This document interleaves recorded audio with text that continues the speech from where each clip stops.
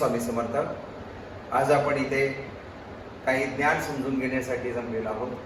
त्यापैकी पहिला प्रश्न आहे आणि पहिला मुद्दा आहे, आपल्या आयुष्यात आलेलं प्रत्येक संकट हे त्या काळातलं आपलं ट्रेनिंग असतं.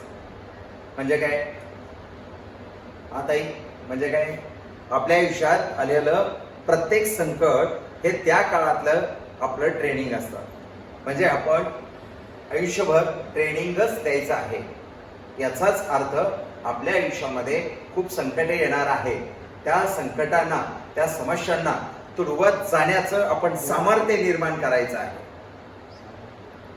जेव्हा जेव्हा आपण संकटांना सामोरं जाण्यासाठी आपल्यामध्ये जर सामर्थ्य नसेल तर आपल्याला ती संकटे त्रासदायक ठरतात.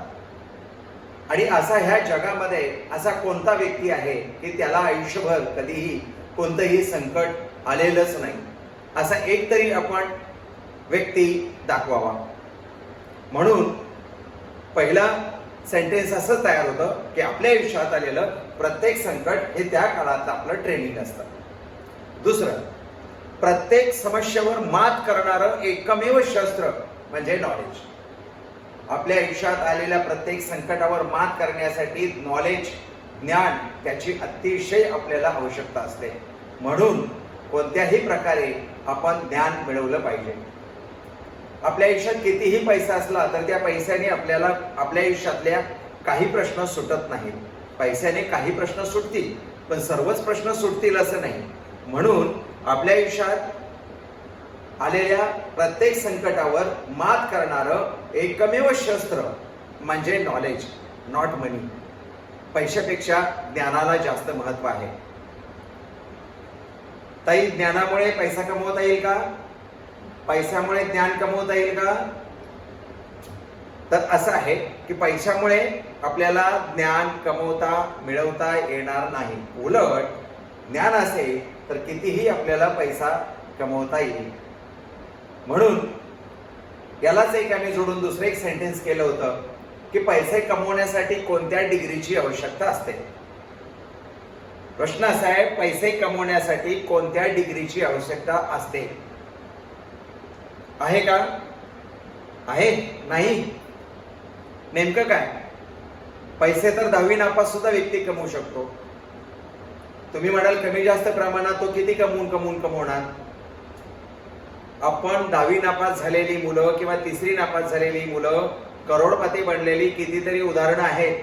आणि त्या व्यक्तीकडे, नापास व्यक्तीकडे असलेल्या, ते पुढे जाऊन कारखाने काढतात, उद्योगधंदे करतात आणि त्यांच्याकडे MBA झालेली मुलं मॅनेजमेंटसाठी नोकरी करतात. अशी कितीतरी लोक आपल्याला दिसतात. म्हणून आपल्या आयुष्यात आलेल्या समस्यांना तोंड देण्यासाठी, निवारण करण्यासाठी ज्ञानाची, नॉलेजची गरज आहे. म्हणून ते ज्ञान मिळवलंच पाहिजे. तिसरं वाक्य आहे, counselling is a best medicine for our life. आपल्या आयुष्यात जगत असताना आपल्याला काही काउन्सिलिंगची आवश्यकता पडते. त्यालाच आपण संस्कार सुद्धा म्हणू शकतो. तर काउन्सिलिंग हे आईवडील सुद्धा देतात, शिक्षक देतात, मोठे भाऊ बहीण बंधुवर्ग हे देतात, किंवा आपल्याला आपले शिक्षक सुद्धा आपल्याला चांगलं संस्कार किंवा ज्ञान देऊ शकतात. आपण प्रत्येकाकडून काही ना काहीतरी शिकलं पाहिजे. आपण प्रत्येकाकडून काही ना काहीतरी ऐकून घेण्याचं सामर्थ्य निर्माण केलं पाहिजे.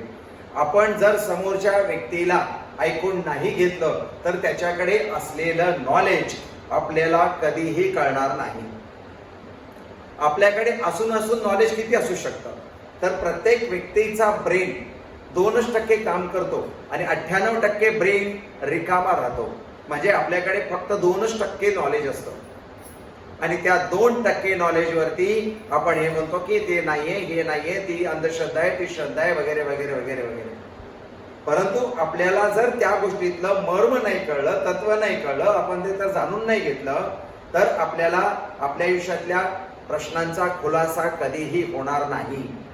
मग आपल्या आयुष्यात येणाऱ्या प्रश्न माझ्याच वाट्याला काय येतात याचं मात्र मोठं दुःख निर्माण होतं.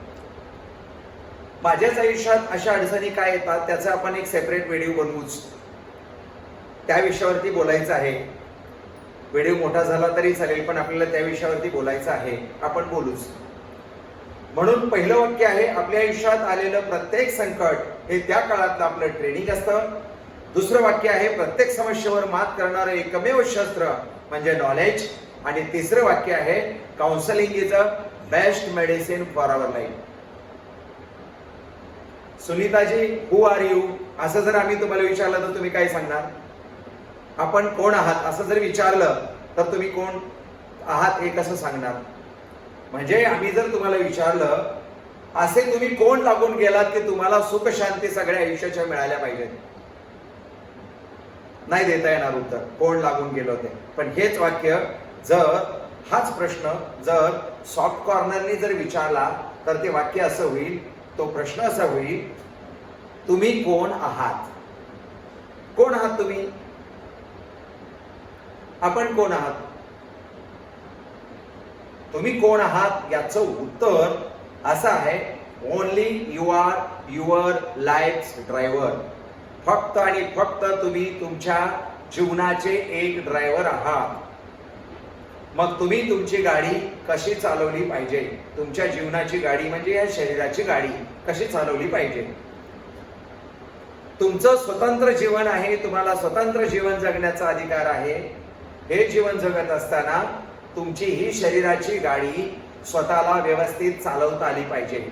ती चालवताना इतर नातेवाईकांच्या गाड्या तुमच्या गाडीला आडवे येणार, ट्रॅफिक जाम करणार, तुम्हाला त्रास देणार, तुमच्या गाडीला टक्कर मारणार, तुमची गाडी डॅमेज करणार, तुम्हाला त्रास, टेन्शन, फ्रस्ट्रेशन सगळं होणार. एवढंच काय तर तुमची गाडी व्यवस्थित पार्किंग करायच्या वेळेला सुद्धा तुमच्या नातेवाईकाच्या, मित्रमंडळीच्या, शत्रूंच्या गाड्या आडव्या येऊन तुम्हाला त्रास देणार. पुरुषार्थ म्हणजे काय? पुरुषार्थ म्हणजे हाच की तुमच्या जीवनाची गाडी तुम्ही कशी चालवता. तुमच्या जीवनाची गाडी जर तुम्हाला व्यवस्थित चालवता आली तर मात्र तुम्ही आयुष्यभर जिंकलात.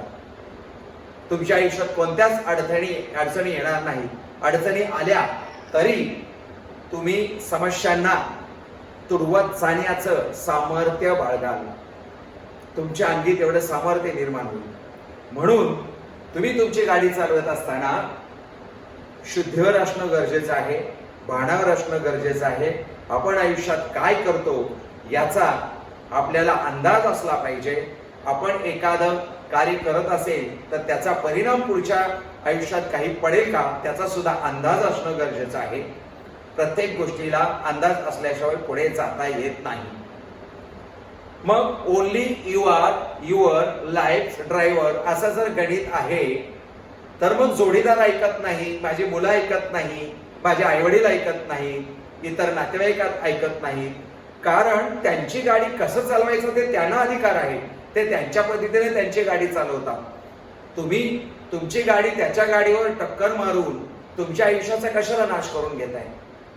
या जगात एकाही व्यक्तीला आपोआप सुख मिळत नाही. सुख हे मिळवावंच लागतं. जगामध्ये आजपर्यंत एकही व्यक्ती असा नाही की त्याला ऑटोमॅटिकली सुख मिळालेलं आहे. सुख हे मिळवावंच लागतं.